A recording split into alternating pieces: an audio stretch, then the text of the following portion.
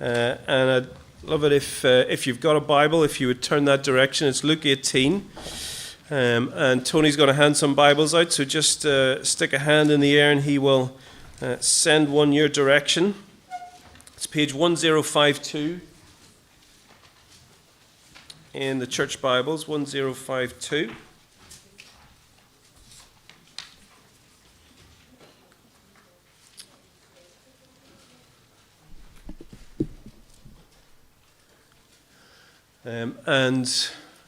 We're starting a season where we would love to focus on prayer, and we have these booklets. We'll give these out next week. So next week we'll be looking at prayer as well, and the booklet is called "Teach Me to Pray." There's a lovely passage in Luke's Gospel where Jesus goes quietly to pray, and then the disciples come to him and they say, Would you teach us as well? And so we're coming into a season where we would love to focus on prayer. And I don't know if you've kind of ever thought, how did I learn to pray? Like who was it that taught me how to pray? How did I even learn to do it?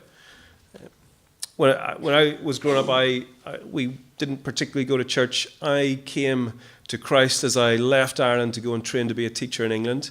And as I discovered Christianity and Christians, I ended up in an Anglican church. And like a church, it was called Church of England. And it was a fascinating experience. They prayed in a particular way. I grew up playing rugby. Okay, I don't know if any of you know that sport. I played number 10, which meant one of my jobs was to sort of call the moves. And as a kid, it was amazing to learn. Actually, there's these list of moves, and if you call them clearly and if you understand them, you can do some amazing things. And so you'd be calling the moves. And so when I went to church, it was surreal because I would be sitting there, and all of a sudden everyone would stand. And then the next thing they would kneel, and then the next thing they'd be doing these things, and I'd be like, someone's calling the moves, but I can't see who it is. And the guy at the front he'd be carrying on his stuff, and everybody just knew when to stand and when to sit and when to kneel. And do you know that experience where you're like, there's someone in here. They've planted someone, and they're calling all these moves, and no one's telling me who it is. And I'd be looking around, and then we'd all kneel. And no one said anything. We just all did it. And you'd be like, have they planted someone? Is there someone here? It turned out there wasn't. Everybody just knew how to do it, and I had to work it out too. And that idea of where do we learn how to pray? And I love it when the disciples come to Jesus and they say, "Would you teach us how to pray?"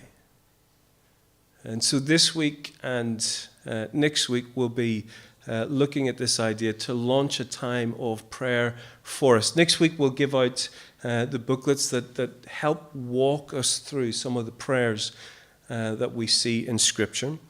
But this week I'd like us to zoom in on Luke chapter 18, because we've been looking at different parables in this gospel. And if you were here for the last one, it was the parable of the shrewd manager. Now that's a sort of parable where you're scratching your head and saying, hang on, what's Jesus saying? This parable is one that actually sounds really, really simple, but I think often we miss the drive of it if we don't read the passage before it. So we're going to get into Luke 18, but before we do, I'd love you to flick back a page to Luke 17. And Luke 17, from verse 20 onwards, is Jesus talking to his disciples about the fact that one day he's going to come back.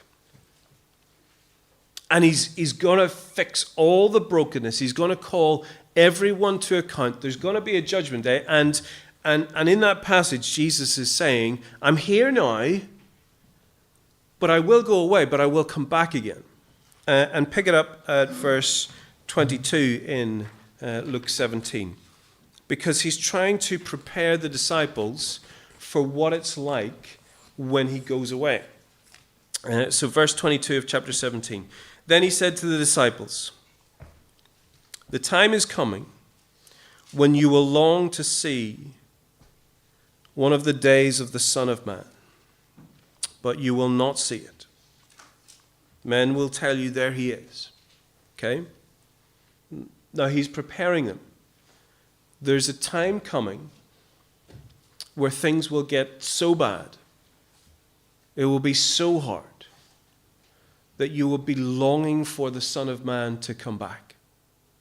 And as you go through Luke 17, he'll talk about the days of Noah and the days of Lot, when things in the world got so bad that God stepped in with some sort of judgment to draw a line onto the whole thing. And Jesus is here and he's saying, there's going to be a time when he goes away when things will get so hard, that life will be so messed up, that we will be longing for Jesus to come back. And what he says in Luke 17 is, and when you're longing for him to come back, listen, people are going to be saying, he's coming, he's on his way, oh, there he is. And Jesus said, don't listen to them. Okay, they're saying he's coming, they're saying I'm coming, and they're saying that's me over there. And he says, I don't want you to listen to them. Because when Jesus comes back, it's going to be like a flash of lightning. Do you see it there in verse 24? For the Son of Man in his day will be like the lightning which flashes and lights up the sky from one end to the other. He's saying, listen, when Jesus does come back, no one's going to be like, I think it's him, or it might be him over there, or it might be that lad, and it's going to be like the sky is going to, no one is going to be wondering, wonder is this him? The sky will light up.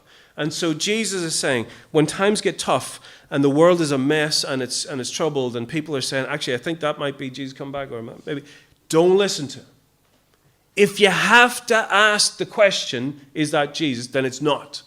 When he comes back, it's going to be mighty. Okay? And as he goes down, do you see verse 25? One day he will come back, but before that, he must suffer many things and be rejected by this generation. So he's saying, I'm here now. And before I go, I'm going to have to suffer. And I'll be rejected. And before he goes, he will have to go to the cross. He will have to pay for sin. He will have to die in order to offer people salvation. But he will come back again. And when he comes back, everyone will know. But in those last days, there's going to be times where it's going to get tough. There's going to be times where you're just crying out, would he come back and draw a line under this and fix this whole thing, because this is unbearable. Okay? So do you get the picture? Now, as you read through verse 17, or chapter 17, he's saying, and when Jesus comes back, he's gonna divide the world. There's two working in the field, and one is taken and one is left. There's two sleeping in a bed, and one is taken and one is left. And it sounds very much like the sort of 1 Thessalonians 4 language, that whenever Christ comes back, his people will go to meet him. And there is this picture of things will get really bad. And when he comes back, it will be his people that are drawn to him and know what it is to get through the judgment, forgiven for their sins. That's the context. Are you ready? So when we get to Luke 18, keep that context in mind. Luke 18. Then Jesus told his disciples a parable to show them that they should always pray and not give up. He said, in a certain town there was a judge who neither feared God nor cared about men. And there was a widow in that town who kept coming to him with a plea, grant me justice against my adversary. For some time he refused, but finally he said to himself, even though I don't fear God or care about men, yet because this widow keeps bothering me, I will see that she gets justice, so that she won't eventually wear me out with her coming. And the Lord said, listen to what the unjust judge says. And will not God bring about justice for his chosen ones who cry out to him day and night? Will he keep putting them off? I tell you, he will see that they get justice, and quickly. However, when the Son of Man comes, will he find faith on earth? Now, as you're reading that, it's a fairly simple story. It's a story about perseverance and keeping going. Now let's get straight. Not all perseverance is good, is it? Just have we think. What sort of perseverance is bad? You know, if you're going out with a girl and she dumps you and you keep phoning her and turning up at her house, that's not called perseverance. What's that called? Stalking. Yeah, that's not good. Stop that. We shouldn't be at. If you're 5 years old and you've already had 6 ice creams and you want a 7th, and you read this passage and you think, I know what to do with mommy and daddy, I will just keep asking. That's not called perseverance. That's called being a brat. Yeah. No, sorry, it's called nagging. Okay, we shouldn't be at that. There's some perseverance that's amazing. There's some perseverance that's not. Okay? And in this passage, Jesus is calling his disciples to a perseverance in prayer, but we got to get the context of what he's saying. So if you look at verse 2 onwards, he describes this picture of an unjust judge, doesn't fear God and doesn't care about people. Now, do you know what that sounds the total opposite of? What does that sound the total opposite of? Do you know the great command?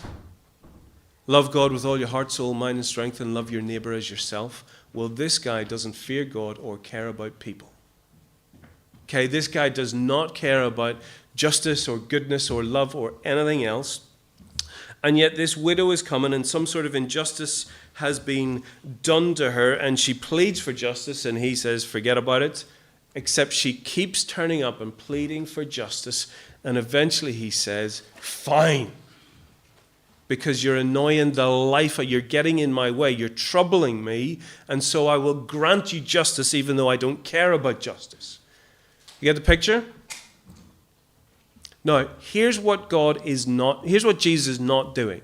He's not saying, here's a pattern for how to treat God. God is this horrible father in the sky whose arm you constantly have to twist, and if you just keep on at him, hopefully he'll give in to your will and give it. That's not the picture he's giving. This is not a picture of comparison. Unjust judges like this, and so do that with God. It's a picture of contrast. Here's a horrible, horrible judge.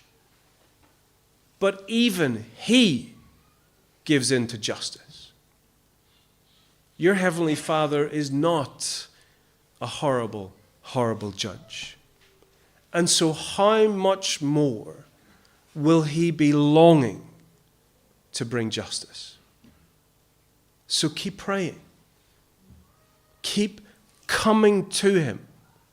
Not because he's like the judge in the story, but because he's the total opposite. And if the judge in the story, if even he will bring justice, how much more does your heavenly Father in heaven be willing to bring justice? Pick it up at verse 6. And the Lord said, listen to what the unjust judge says. And will not God bring about justice for his chosen ones who cry out to him day and night? Will he keep putting them off? I tell you, he will see that they get justice, and quickly. However, when the Son of Man comes, will he find faith on earth? Now, one of the things that you've got to clock about this parable is what is the message that Jesus is trying to get across? Do you see it in at the end of verse 8? However, when the Son of Man comes back, will he find faith on earth? His whole point through chapter 17 is things are going to get bad. Like, they're going to get really bad. They're going to get so bad that God's people are crying out, God, would you just end it? Would you just ever just draw a line under it and fix this, because it's unbearable? And Jesus is saying, and when you're crying out for it, there's going to be a delay. Jesus isn't coming back just like that. And he's saying, but I want you to hold on that one day he will come back, and the skies will be like lightning, and everyone will know, and you have been patient and you have been waiting, and when he comes, he will call all of us to account. He will bring justice. But in the delay, don't be fooled by people who are saying, I think he lives next door to me. I think he's in a country over there. Don't be fooled. Patiently wait. There's going to be a delay, but patiently wait. So when he gets to this parable of this prayer, and the widow is praying for justice, she wants the injustice to end. And God is a father who loves his chosen ones and loves justice and is going to bring it. But we got to keep trusting him. We got to keep calling out in prayer, trusting him in faith that he will fix the mess. And what's the last line of this parable? When the Son of Man comes, will he find faith on earth? This parable is saying that one day Jesus is coming back. He is coming back. And he's going to fix everything. But in the meantime, there's going to be days where you're just crying out, God, end it. Draw a line under this and fix it now. But we got to wait. And Jesus says, keep waiting. And keep trusting. Because when he comes back, I want him to find us as people of faith, waiting and longing for that day. And you see that that word in verse 8. I tell you, when he will see that they get justice, and quickly. Sometimes people read that and think, okay, so if I pray for something now, I'm going to get it quickly. The whole point of this parable is that you have to wait. And that one day he will come back and fix everything. And when he's saying quickly, that doesn't mean it's going to happen tomorrow. What it means is when Christ comes back, it's not like there's got to be this long, drawn-out process of well, what's right and what's wrong, and there's an appeals court that will last another 15. When he comes back, it's going to be done quickly. There's going to be no questions. There's going to be no worry on what, well, did that happen or did. He is going to sort it out quickly. But this is a parable that is trying to explain when things get really bad and really messy and you're longing for Christ to come back. Keep persevering in prayer. Keep praying that he will come back and he will fix things. That he will put an end to the injustice. And so as we are reading this parable, sometimes when I hear people talk about this parable, it's like God is this genie in a bottle, and as long as you keep on at him, he's going to grant you whatever prayers that you want. It's such a poor reading of this passage. This passage is, while you are waiting for Christ to return, keep praying. While you are longing for the mess and the difficulties in life to end when Christ, keep praying. And do you know what's amazing? He really does long to bring justice to this world. And on that last day when he returns, he will bring justice, and he will bring it quickly.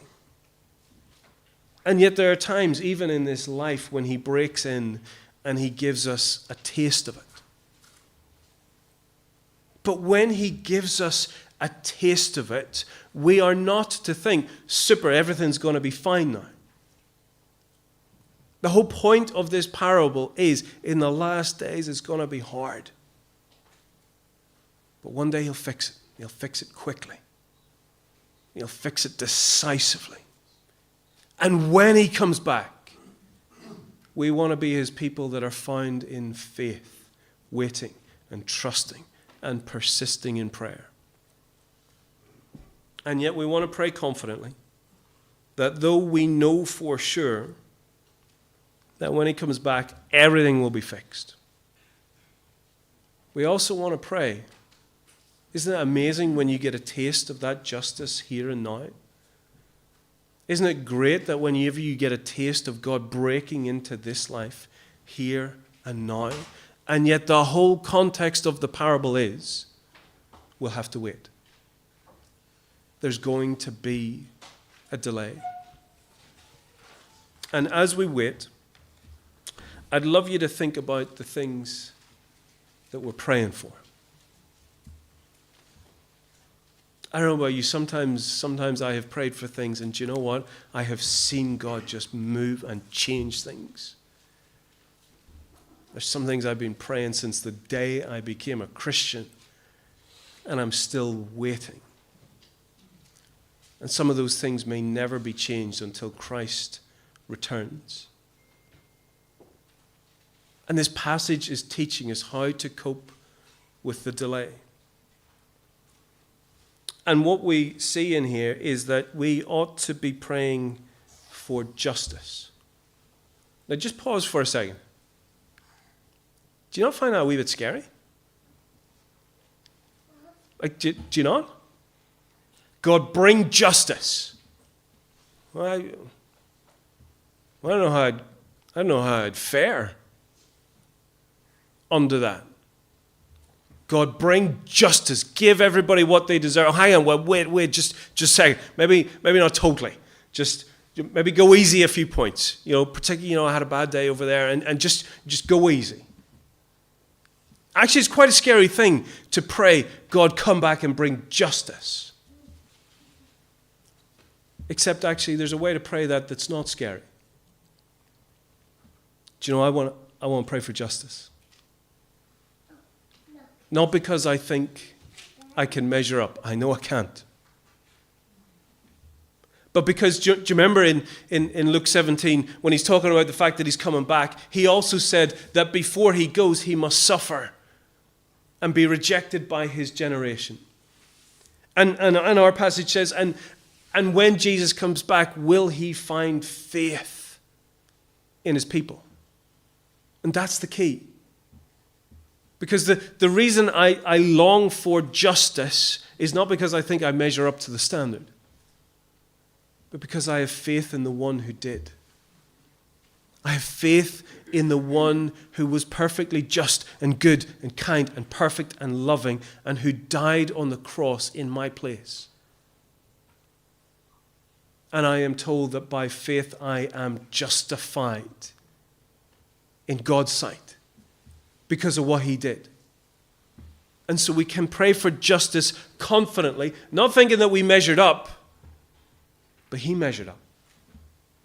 And through faith we receive that forgiveness, that justification. And so we can pray for justice. But the hard thing is, sometimes we are not the best at viewing what justice is. Do you know, if I'm having a hard time at work and I'm praying, God, I wish my boss would get off my back. It's super. But if I've been lying and cheating and stealing, and I'm praying, this boss is being such a headache to me. God, why don't you just get him off my back? Maybe actually sometimes our prayers need to be enlightened with the loving care of a father who disciplines us and says, actually, maybe you should be listening to your boss.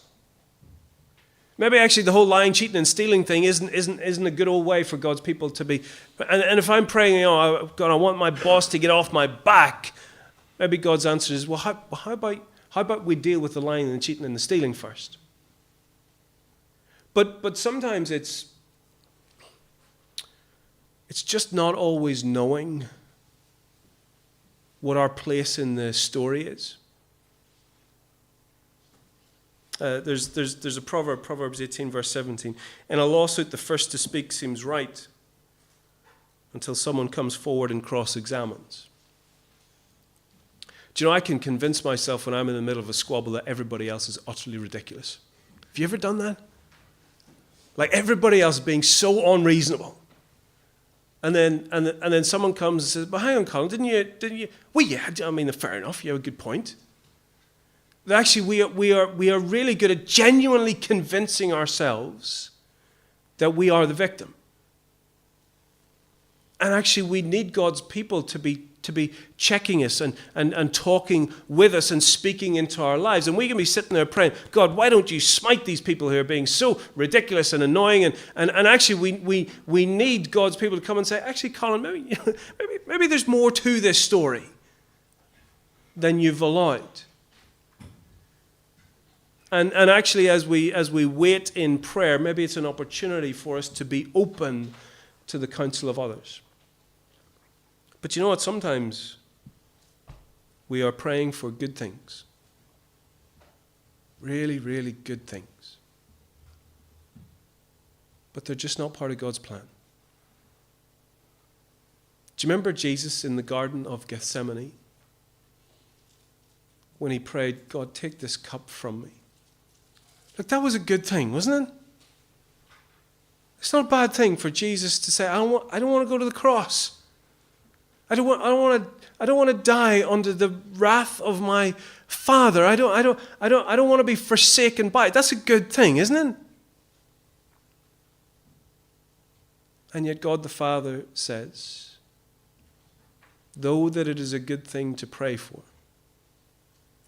it is going to happen that the sins of many might be forgiven.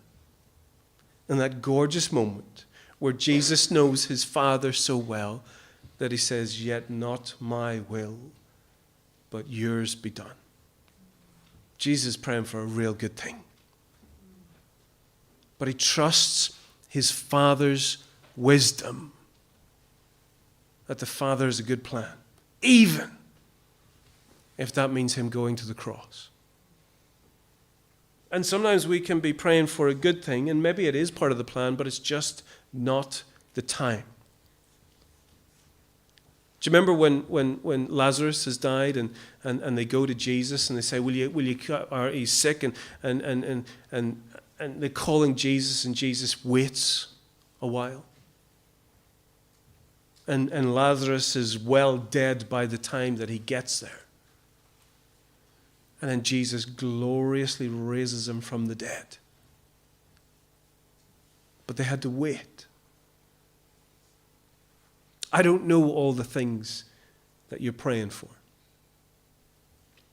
I know that one day he will come back and fix everything.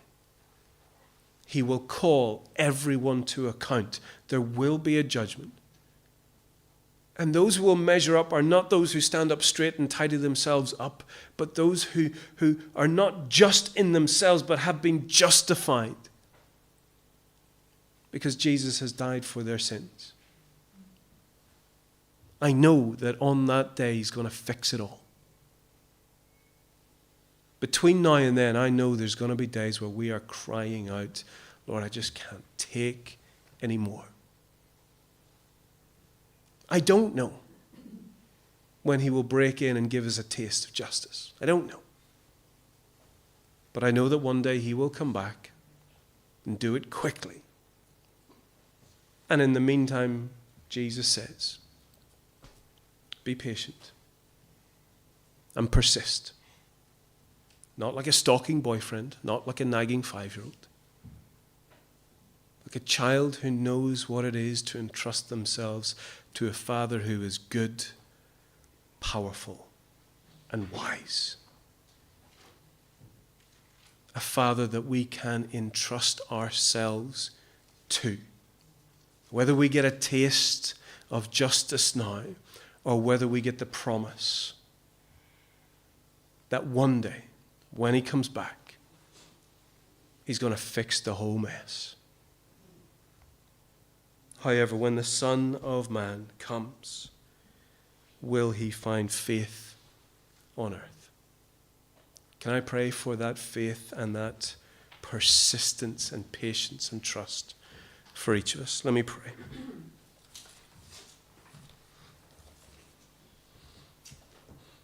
Heavenly Father, we are here this morning to praise you and to hear from you and to come before your throne of grace for new mercy every day. Lord, you know our prayers.